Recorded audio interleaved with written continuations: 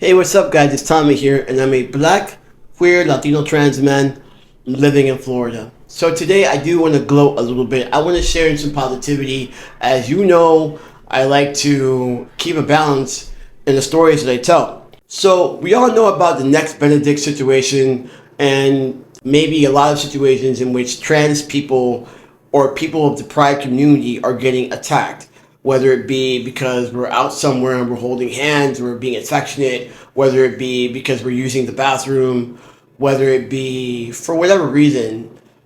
Some people are just so full of misinformation and they think that somehow people in the pride community, especially trans folks, are dangerous or derelicts of society.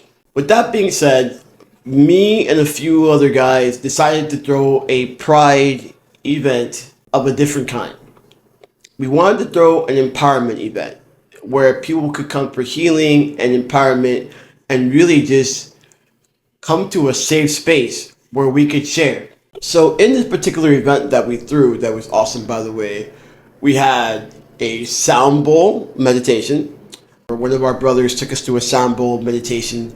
It was the first time that I'd ever done a meditation like that, and I gotta say it's top notch. Then we talked a little bit about what awareness was, what safety is for us as people who are often targets. And within that conversation, we got to share in such a way that our brothers from the pride community that are not part of the trans community got to see what it was like to be in our shoes. And I'm glad because I've never felt so seen by an ally. I felt really seen, really like heard, so much so that one of the gentlemen that attended decided to donate a good sum amount of money for the Yes organization. If you do not know about Yes Institute, I love them. I love them. I think they're an awesome organization. They take no political stance. It's basically an anti-bullying and youth suicide prevention organization. They have a strong class called the Communications Toolbox that shows you how to effectively communicate with people who do not agree with you. And I think that's awesome because it allows people to still keep whatever belief that they have, but on the other hand, keep trans kids and every other kid safe. So if you don't know who they are, I would definitely check them out, especially if you want to have conversations where you come to understand and not necessarily come to judge or be judged for that matter. So that was cool. That was something that came out of that, the donation. And then part of the class was to teach the de-escalation, right? Because sometimes you get into altercations with people for whatever reason, and we've all seen what happens when you escalate the confrontation. We all seen that, and we also see what happens when you de-escalate the confrontation. You walk out unharmed, and that person also walks out unharmed, and that is basically what the main goal of anything is: to leave unharmed, preferably unharmed and without further provocation. So we taught some things like that. Then we did some self-defense techniques that, again, not necessarily in a way to attack the other person, but to, I think it's called to neutralize and to be able to run away. Because you don't really want to stay around the fight. You want to be able to stun and go away. Again, to avoid further provocation. And after that, it was just about feedback and letting us know what we could do better for the next event. Now, I'm going to personally tell you what I enjoyed. I really enjoyed the sound bowl. Not only that, but I enjoyed the fact that we were building community that wasn't focused around drugs and drinking. So the pride community, the safe spaces have always been the bars. That's just it. It's always been the bars and the clubs. Those are usually our safe spaces. And they've been our safe spaces for years on end. And I don't have a problem with that. But as someone who's in recovery, Sometimes what I want is a safe space that doesn't have the bar.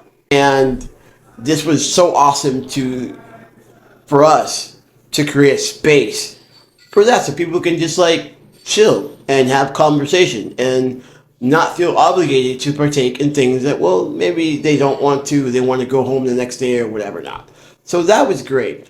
The other thing that happened that I think is so awesome is that for about a year or so I've been facilitating a empowerment and support group every third Friday of the month through Zoom, or if people want to show up in person, they can. It's for trans people and their allies to have a safe space to be able to talk about things that are affecting them.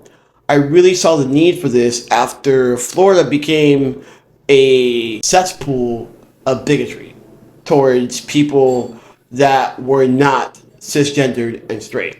And they also wanted to give people who were maybe starting to transition a place where they could find other people who have been transitioning for a while and, just get experiences. Yesterday, or the last group session was the first time I really felt that I led the group, that people really came in feeling better than when they came, like feeling better when they come out than when they came in. And that's really important to me.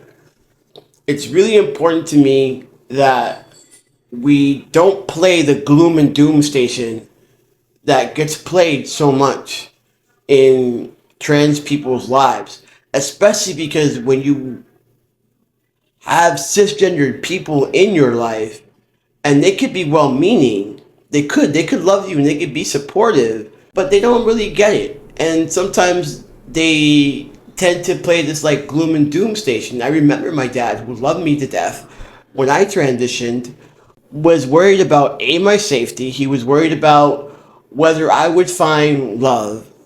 He was worried about whether I would find success.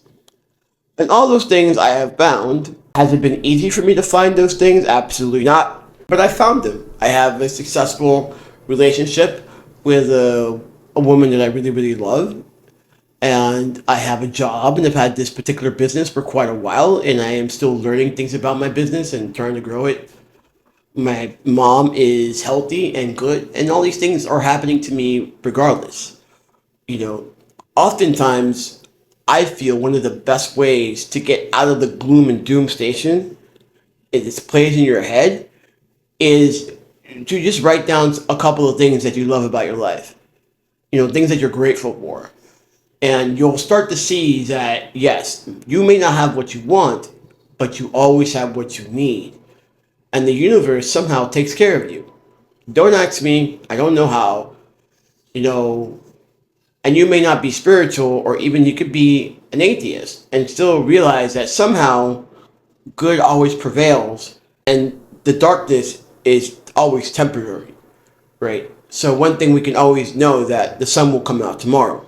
And those are the things I kind of stick on. And I'm so happy that I could provide space for people of trans experience and their allies to just talk and just be and not have to worry about, you know, people that don't really understand this and that they think they're doing something good by misgendering us and putting us down and telling us we're going to go to hell and all the other things. They think they're doing something good, but they're really not. They're just causing more trauma and more pain. And those are the things that are happening. But I'm glad that I'm doing something about it and I'm part of the solution. So I am gloating a little bit, and, just allow me, please. I hope that you have a blessed day. I hope that you find happiness somewhere. I hope that you find pockets of joy. In fact, I hope that you find a plethora of joy, an abundance of joy. Even if you don't like me or you don't like trans people, I really wish you peace. And I hope that one day you could find enough peace and love in your heart to accept everyone as is. Be blessed.